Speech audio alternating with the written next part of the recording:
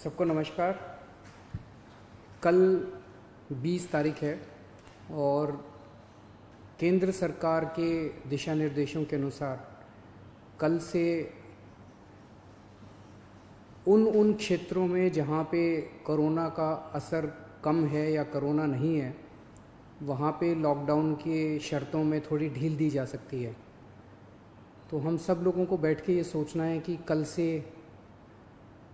क्या ढील दी जानी चाहिए और अगर ढील दी जानी चाहिए तो कितनी ढील दी जानी चाहिए। केंद्र सरकार का कहना है कि जो हॉटस्पॉट्स हैं और जो कंटेनमेंट जोन्स हैं उनमें ढील फ़िलहाल नहीं दी जानी चाहिए, क्योंकि वहाँ पे स्थितियाँ ख़राब हैं और अपने को कंट्रोल करने की ज़रूरत है। दिल्ली में 11 ज़िले हैं। दिल्ली के 11 ज़िले हॉटस्पॉट डिक्लेयर किए गए हैं। तो केंद्र सरकार के मुताबिक तो सभी कंटेनमेंट जोन्स में ढील नहीं दी जा सकती। हमने दिल्ली सरकार में अपनी भी असेसमेंट की। पिछले कुछ दिनों में मैंने कई एक्सपर्ट्स से बात की, लोगों से बात की, और उन सारी चर्चाओं का जो नतीजा निकला वो मैं आपके सामने रखना चाहता हूँ। पिछले कुछ दिनों से दिल्ली में कोरोना के केसेस में बढ़ोतरी होनी शुरू हुई है। हमने टेस्ट भी ज़्यादा करने चालू किए हैं। पिछले कुछ दिनों में हमने काफ़ी टेस्ट किए हैं दिल्ली के अंदर, और कोरोना के केसेस में बढ़ोतरी भी चालू हुई है। कल हमारे पास 736 केसेस के टेस्ट की रिपोर्ट आई। उन 736 में से 186 कोरोना के मरीज़ निकले, यानी कि 25% लोग कोरोना के मरीज़ निकले। 186 तो काफ़ी ज़्यादा है। ये 186 के 186 सभी एसिम्प्टोमेटिक हैं। इनमें किसी में भी सिम्टम्स नहीं है। किसी को बुखार नहीं है, किसी को खांसी नहीं है, किसी को सांस की शिकायत नहीं थी। उनको पता ही नहीं था कि उनको कोरोना है। उनको पता ही नहीं था कि वो कोरोना लेके घूम रहे हैं इधर उधर। ये और भी ख़तरनाक बात है कि कोरोना फैल चुका है। बहुत सारे लोग कोरोना लेके घूम रहे हैं, और ये बीमारी ऐसी है कि किसी को पता भी नहीं चलता कि मुझे बीमारी हो गई है। कई बार सिम्टम्स नहीं आते, बीमारी हो जाती है। किसी आदमी का इम्यून सिस्टम स्ट्रांग है और वो घूमता रहता है, और पता नहीं कितने लोगों को कर देता है। तो ये 186 लोग अपनी अपनी ज़िंदगी में घूम रहे थे। इनमें एक व्यक्ति से जब हमने बात की, उसने बताया जी मैं फलाने फलाने फूड सेंटर में, हम लोगों को खाना बांटते हैं ना, दिल्ली सरकार लोगों को खाना बांटती है, पका हुआ खाना रोज़ देते हैं हम, लंच और डिनर। वो कहता है जी मैं पिछले कुछ दिनों से रोज़ सरकार के फूड सेंटर में जाके खाना बंटवाने का काम कर रहा था। आप सोचो उसने वहाँ कितने लोगों को इन्फेक्ट कर दिया होगा। तो मैंने आज ही आदेश दिए हैं उस फूड सेंटर में जितने लोग आते हैं, मैं एज्यूम कर रहा हूँ कि डेली वही लोग आते होंगे एक सेंटर में खाना खाने के लिए, उन सब की रैपिड टेस्टिंग करवाएंगे जितने भी लोग आते हैं। और दिल्ली में जितने भी हमारे फूड सेंटर्स हैं, उन सभी फूड सेंटर्स में खाना बांटने वाले सभी वॉलंटियर्स का और कर्मचारियों का हम रैपिड टेस्टिंग कराएंगे। तो इससे ये दिखता है कि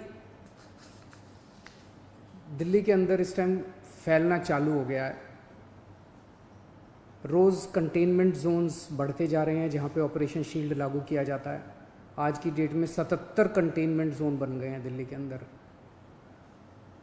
हमने कंटेनमेंट जोन्स में रैंडम टेस्टिंग कराई थी। कहीं से 200 का सैंपल लिया, कहीं से 180 का सैंपल लिया, कहीं से, वहाँ पे रैंडम टेस्टिंग कराई थी। वहाँ पे निकल के आया कि कुछ कंटेनमेंट जोन्स जहाँ पे लोगों ने बात मानी, लोगों ने अनुशासन का पालन किया, लोग अपने अपने घरों में रहे, वहाँ पे एक भी नया केस नहीं आया। लेकिन जहाँ लोगों ने बात नहीं मानी और लोग गलियों में निकल आए, हम उस कंटेनमेंट जोन के अंदर किसी को नहीं आने देते, बाहर किसी को नहीं जाने देते, लेकिन अंदर लोग एक दूसरे के घर में जाते रहते हैं। लोग नहीं मानते, काफ़ी उनको मनाने की कोशिश की जाती है, सख्ती करने की कोशिश की जाती है, लेकिन कई जगह लोग नहीं मानते। जैसे मैंने कल आपको जहांगीरपुरी का उदाहरण दिया, जहांगीरपुरी की एक गली, उसके अंदर एक ही परिवार के कई सारे घर थे, चाचे मामे ताया ये सब, उनमें एक ही परिवार के 26 केस पॉजिटिव निकले, क्योंकि वो माने ही नहीं। कंटेनमेंट जोन होने के बावजूद वो एक दूसरे के घरों में जाते रहे।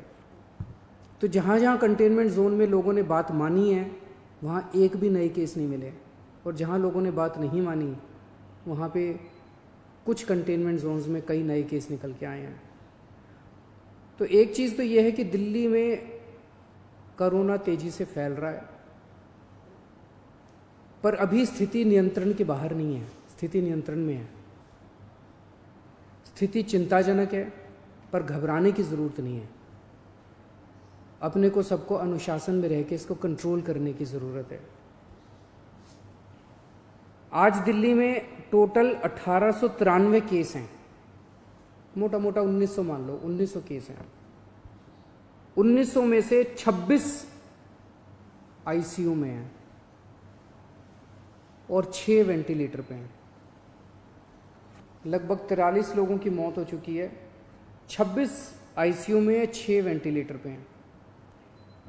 आप सोच के देखो कि अगर लॉकडाउन नहीं होता तो क्या होता। दूसरे देशों का जो हाल है, भगवान ना करे अगर ऐसा अपने देश में होता, अगर लॉकडाउन ना होता, मान लो 3000 लोगों को आईसीयू की ज़रूरत पड़ जाती, मान लो 2-2.5 हज़ार लोगों को वेंटिलेटर की ज़रूरत पड़ जाती है, और ज़्यादा लोगों को। इतने तो आईसीयू ही नहीं थे, इतने तो वेंटिलेटर ही नहीं है। इटली में, स्पेन में, अमेरिका में यही देखने को मिल रहा है कि आईसीयू कम पड़ गए, वेंटिलेटर कम पड़ गए, अस्पताल की व्यवस्थाएं कम पड़ गई। सड़कों के ऊपर, अस्पताल के बाहर लोग पड़े हुए हैं जिनको इलाज नहीं मिल पा रहा। अगर लॉकडाउन नहीं होता तो स्थिति ऐसी हो सकती थी। लॉकडाउन की वजह से केसेस कम हैं फिलहाल। आज दिल्ली में पूरे देश की 2% जनसंख्या रहती है, लेकिन पूरे देश के जितने कोरोना के मामले हैं उसका 12% मामले कोरोना के दिल्ली में हैं। क्यों? दिल्ली देश की राजधानी है, इसीलिए दिल्ली को कोरोना की सबसे मुश्किल लड़ाई इस टाइम दिल्ली लड़ रही है। पिछले 2-2.5 महीने के अंदर विदेशों से जितने लोग आए वही लेके आए कोरोना विदेशों से, अपने देश में तो था नहीं। जितने विदेशों से लोग आए, सबसे ज़्यादा लोग दिल्ली में आए, क्योंकि दिल्ली देश की राजधानी है, अंतर्राष्ट्रीय एयरपोर्ट और भी कई जगह है, लेकिन सबसे ज़्यादा लोग यहाँ आते हैं। सबसे ज़्यादा लोग यहाँ आए, उनको हमने क्वारंटाइन में रखा, लेकिन उसके पहले नहीं रखा था, बाद में आई गाइडलाइंस। तो सबसे ज़्यादा मार दिल्ली को बर्दाश्त करनी पड़ी। मरकज़ के अंदर जो इंसिडेंट हुआ उसका भी सबसे ज़्यादा मार दिल्ली को बर्दाश्त करनी पड़ी। इसे दिल्ली पे सबसे बड़ी जिम्मेदारी पड़ी। तो आज जब ये निर्णय अपने को लेना है कि कल से कुछ ढिलाई देनी है कि नहीं देनी, मैं भी देना चाहता हूँ ढिलाई। इतनी सख्ती बड़ी मुश्किल हो जाती है। कैसे लोगों का गुजारा चलेगा, कैसे लोगों की रोजी रोटी चलेगी, कैसे लोगों का घर चलेगा। लोग बहुत मुश्किल में हैं, बच्चों के स्कूल बंद है। हम भी ढिलाई देना चाहते हैं, लेकिन ढिलाई देना बड़ा आसान है, और ढिलाई दे दी और स्थिति बहुत ख़राब हो गई, और उसके बाद अगर आईसीयू कम पड़ गए और अस्पताल के बेड कम पड़ गए और वेंटिलेटर कम पड़ गए और ऑक्सीजन कम पड़ गई और पता नहीं कितनी अगर जानें चली गई, तो हम कभी अपने आप को माफ़ नहीं कर पाएंगे। इसीलिए इन सब चीज़ों को ध्यान में रखते हुए हमें लगता है अभी थोड़ा संयम बरतने की ज़रूरत है। हमने निर्णय लिया है अपने दिल्ली वासियों के ज़िंदगी का ख्याल रखते हुए, सबकी सेहत का ख्याल रखते हुए, कि फ़िलहाल लॉकडाउन की शर्तों में कोई ढिलाई नहीं दी जाएगी। 1 हफ्ते के बाद फिर से हम सारे एक्सपर्ट्स के साथ बैठ के, सबके साथ बैठ के इस पे दोबारा इसकी असेसमेंट करेंगे, और अगर ज़रूरत पड़ी तो उसके बाद ढिलाई दे सकते हैं। लेकिन फ़िलहाल दिल्ली में किसी तरह की कोई ढिलाई नहीं दी जा रही है। नमस्कार।